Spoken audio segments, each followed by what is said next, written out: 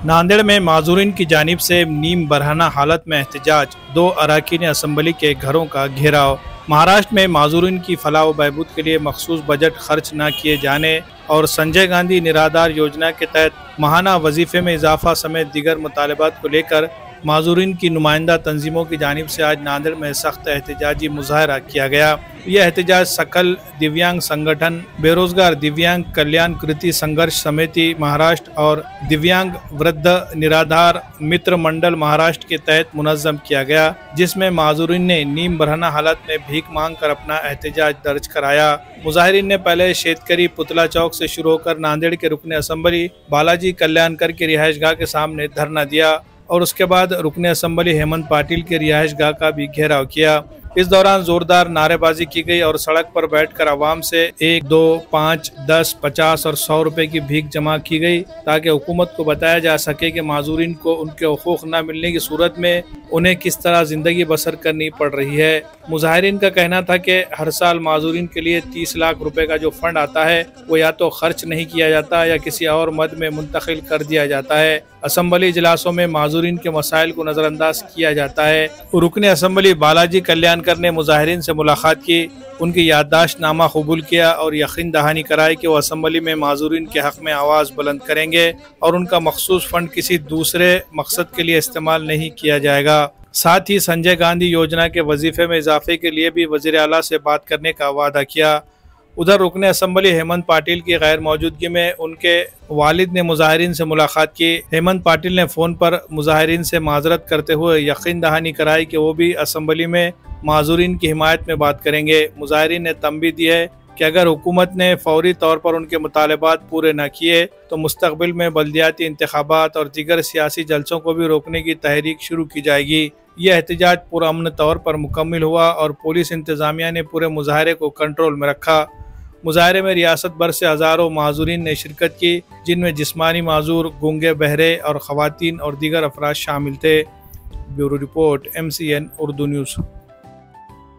आज बेरोजगार दिव्यांग कल्याण कृती संघर्ष समिती महाराष्ट्र राज्य, दिव्यांग वृद्ध मित्रमंडळ महाराष्ट्र राज्य आणि सकल दिव्यांग संघटनांच्या वतीने आज आमदार स्थानिक क्षेत्र विकास निधीतला दरवर्षीचा 30 लाख रुपये हा खर्च करावा या मागणीसाठी सकल दिव्यांग संघटनांच्या वतीने आज खरं तर 15 जून पासूनच आम्ही आक्रोश मोर्चा आणि भीक मागू आंदोलनाचं आयोजन केलेलं आहे।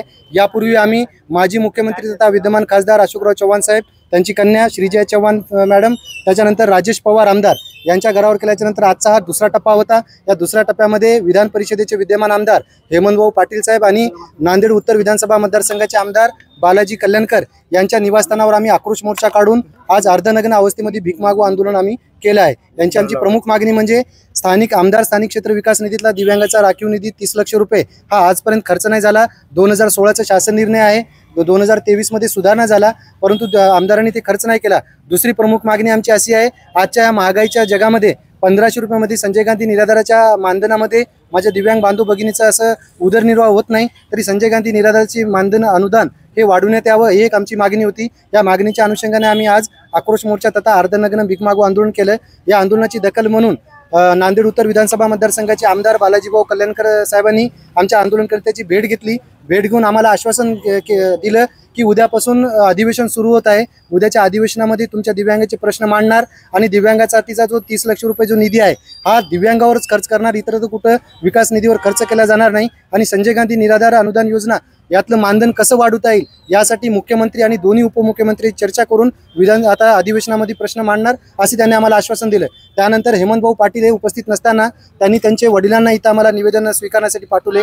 एक वयोवृद्ध आमच्या वडिलासमान व्यक्ती आल्यामुळे आम्ही त्यांचा आदर केला आणि मान ठेवला, त्यांना आम्ही आमचं निवेदन दिलं आणि आमच्या सदरील जे काही मागण्या आहेत, आमदार स्थानिक क्षेत्र विकास निधीतला निधी खर्च व्हावा आणि संजय गांधी निराधार अनुदान योजनेचं मानधन वाढ व्हावी यासाठी आम्ही आज निवेदन दिलं आणि आक्रोश मोर्चा काढून अर्धनग्न आंदोलन केलं आहे।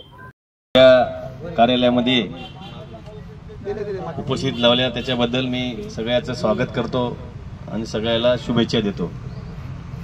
तुम्ही आता म्हणले तसं दिव्यांगचा निधी, जे निधी तुमच्या दिव्यांगचा निधी आहे ते आपण बऱ्याच ठिकाणी काही ठिकाणी वापरलेला आहे आणि मग उंबरजकर म्हणून लता उंबरेकर यांना सुद्धा मदत केली आणि ऐका ना तुम्ही नंतर बोला. ठीक आहे, कमी जास्त झालं असेल तर आपण येणाऱ्या काळामध्ये मी तुमच्या सोबत आहे आणि 100% आमच्या घरच्या मिसेस सौ संध्या कल्याणकर यांनी सुद्धा दिव्यांगला माझ्या वाढदिवसानिमित्ताने 3 चाकी रिक्षा ते वाटप केले. ते बरेच 50 ते 100 ते ग्रामीण भागात काही शहरात दिलेली आहे. काही अजून वंचित असतील तर आपण त्याला मदत करू 100%. या निमित्ताने सांगतो आम्ही असे उपक्रम राबवित असतो की दिव्यांग एक व्यक्ती असा आहे की त्याला काहीच करता येत नाही. काही जणाला दिसत नाही, काही जणाला पाय नसतो, काही जणाला हात नसतो आणि त्याचं आमचं कर्तव्यच आहे. आम्ही प्रतिनिधी आहे या भागाचे आमदार आहे, त्याच्यामुळे 100% आम्ही सेवा करण्यासाठी तुमची जसे आम्ही पालकाची सेवा करतो, मतदारसंघाची सेवा करतो, तशी त्याच्यापेक्षा जास्त तुमची सेवा करायची आम्हाला ही इच्छा आहे. आणि येणाऱ्या काळात 100% आम्ही तुमच्या सोबत आहे. आणि शासनाने जे निधी ठरवून दिलेला आहे ते आमदार निधी एवढा खर्च करावा ते ठीक आहे. मी माहिती घेतो. जे तुम्हाला जे खर्च करायचा आहे ते तुमच्यावरच खर्च होईल. गाड्या हो, काही रिक्षा हो, काही चालता येणार त्याला चालण्यासाठी पाय लागते, त्याला काही हात लागते, ते असं 100% आपण त्याला मदत करू. आणि मी 100% तुमच्यासोबत आहे. घरचा आमदार आहे, परिवारामधला आमदार आहे, तुमच्या सगळ्याला माहीत आहे. त्याच्यामुळं मी तुमच्यासाठीच थांबलो, नाही तर मी सकाळी 7ला ठरलं होतं मुंबईला जायचं. मात्र तुम्ही येणार म्हणून मी म्हणलं नाही, तुम्हाला भेटूनच जायचं, तुमचं समाधान करायचं. आणि 100% जसं आपल्याला कसं वर्क करता येते निधी त्याला आपण येणाऱ्या काळामध्ये तुमचा एकही रुपया निधी दुसरीकडे जाणार नाही, रस्त्याला जाणार नाही, नाल्याला जाणार नाही, कशाला जाणार नाही. तुमचा निधी तुम्हालाच वापरण्यात येईल